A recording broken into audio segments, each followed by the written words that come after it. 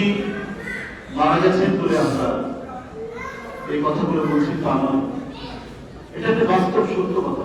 অত্যন্ত সুন্দরভাবে চমৎকারভাবে কথাগুলো তুলে ধরেছেন সুব্রতদা। আসলে যে কথাগুলো বলেছেন অত্যন্ত সত্য কথা।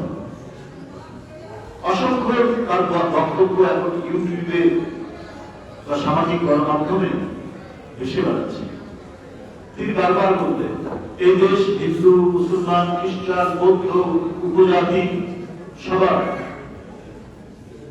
এটা আমরা এমন এক দেশে বাস করছি, আমাদের রাজনৈতিক দল, আমরা আমাদের এমন একটি রাজনৈতিক দল করি, আমাদের রাজনৈতিক দর্শন হচ্ছে প্রত্যেকটি মানুষের ঠাঁই, প্রত্যেকটি মানুষের ঠিকানা, প্রত্যেকটি মানুষের আশ্রয়। তাহলে এই বক্তব্য এখন ইউটিউবে ভেসে বেড়াচ্ছে। কি অসাধারণ অসাম্প্রদায়িক একজন নারী। একদিকে যেমন তিনি ধর্মপ্রাণ, আবার একই সাথে তিনি খুব প্রচন্ড রকমের অসাম্প্রদায়িক মানুষ। একজন ধর্মপ্রাণ মানুষ কখনোই সাম্প্রদায়িক হতে পারে না। সত্যিকার অর্থে যদি সে তার ধর্মের মূল ভ্যালুস গুলোকে, মূল্যবোধ গুলোকে লালন পালন করে, কেউ কখনোই ভয়াবহ হিংসা বিদ্বেষ পোষণ করতে পারে না। ধর্মপ্রাণ মানুষের এটা হয় না। এবং একদিকে যেমন ধর্মপ্রাণ মানুষ, আরেকদিকে আধুনিক মানুষ, আরেকদিকে অসাম্প্রদায়িক মানুষ। তিনি এমন এক জাতীয় নেতা, তার আশ্রয়ে প্রত্যেকটি ধর্মবর্ণের মানুষ তারা আশ্রয় পেত। তারা মনে করত তিনি তাদের একজন আশ্রয় ছায়া দেওয়া ব্যক্তিত্ব। তিনি আজ চলে গেলেন আমাদের। দীর্ঘদিন রোগে শোকে তিনি একেবারেই গভীরতর অসুস্থ হয়ে পড়লেন, তারপরে চলে গেলেন। তার চলে যাওয়া, তার এই মৃত্যু, আমি মনে করি এটি একটি হত্যাকাণ্ড। শেখাতে চান একজন মহিলা, তিনি হাঁটতে হাঁটতে গেলেন জেলখানার ভিতরে, ফিরে আসলেন একেবারেই অর্ধলাশ হিসেবে, গুরুতর অসুস্থ হিসেবে। তার মানে জেলখানার ভিতরে তার ওষুধে, তার খাবারে নানাভাবে তার সাথে করা হয়েছে। তিনি যাতে ধীরে ধীরে ক্ষয়ে ক্ষয়ে তিনি নিঃশেষ হয়ে মৃত্যুর মধ্যে ধরে পড়েন, সেই ব্যবস্থাটাই সেদিন করা হয়েছে। তৎকালীন সরকারে যারা ছিলেন তারা সেই কাজটি করেছে। এই কারণে আমি বলি এটি একটি পরিকল্পিত হত্যাকাণ্ড। দেশের নেত্রী বেগম খালেদা জিয়া এই নীতি, তাকে মৃত্যুর থেকে ফেলে দেওয়া হয়েছে চক্রান্ত করে, ষড়যন্ত্র।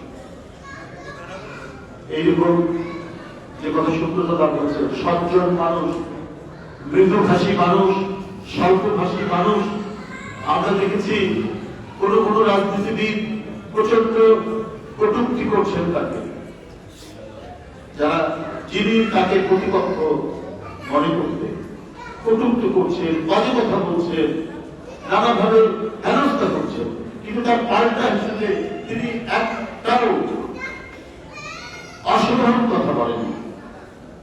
তার সাংস্কৃতিক উচ্চতা এত বেশি ছিল, এত উপরে ছিল যে সেখান থেকে তিনি কখনোই নেমে আসেননি সাধারণ স্তরে। নেমে এসে পাল্টা তিনি গুরুত্বপূর্ণ কথা বলেন। এটাই হচ্ছে বেগম খালেদা। সুতরাং তিনি যে দৃষ্টান্ত রেখে গেছেন, তিনি যে সততা, নিষ্ঠা এবং অঙ্গীকার। রাজনীতি মানে তো হচ্ছে, এখনকার মানুষ মনে করে যে যে ব্যক্তি কথায় কথায় বরখেলাপ করে কথা, সেই বড় রাজনীতি। এই দেশে এমন একটি মাত্রা তৈরি করেছিলেন বেগম খালেদা জিয়া যে না, রাজনীতি মানে হচ্ছে জনগণের কাছে যে অঙ্গীকার করব সেই অঙ্গীকার থেকে বাস্তবায়ন করে রক্ষা।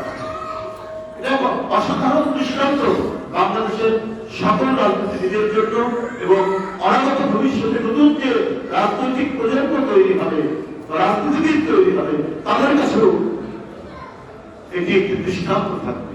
ইতিহাস ঘেটে তারা দেখবে যে একজন মানুষ যিনি রাজনীতি করতে গিয়ে বাবরঙ্গর কথা বলেননি, মিথ্যা অঙ্গীকার করেননি, অসত্য ওয়াদা করেননি, যা বলেছেন সেইটাই করার চেষ্টা করেছেন। যাই হোক, আমি আজকে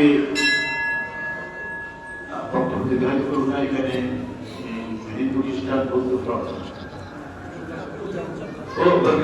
পূজা যখন কমিটি আয়োজিত এই তাদের আয়োজিত এই যে ধর্মীয় অনুষ্ঠান প্রার্থনা সভা মহাযজ্ঞ হয়েছে, প্রার্থনা সভা যারা আয়োজন করেছেন, এই ফ্রন্টের যারা নেতৃত্ব দিচ্ছেন দীর্ঘদিন ধরে, বিশেষ করে আমার ভাতিজি এবং তার সাথে যারা আরো যারা আছে এখানে, আমি তাদের নাম বলেছি। আমি তাদের প্রত্যেকের প্রতি কৃতজ্ঞতা জানাচ্ছি। তারা হৃদয় থেকে, হৃদয়ের একেবারে অন্তঃস্থল থেকে নেত্রীর প্রতি তাদের যে ভালোবাসা, তাদের যে অকুণ্ঠ সমর্থন, এটা ভুলবার মতো। এটাই হচ্ছে, উনি মারা গেছেন কিন্তু এই অর্জনটুকু রেখে গেছেন কোটি কোটি মানুষের হৃদয়ে। তিনি চিরস্থায়ী ভাবে বাসা বেঁধে গেছেন। এই বাসা এত শব্দ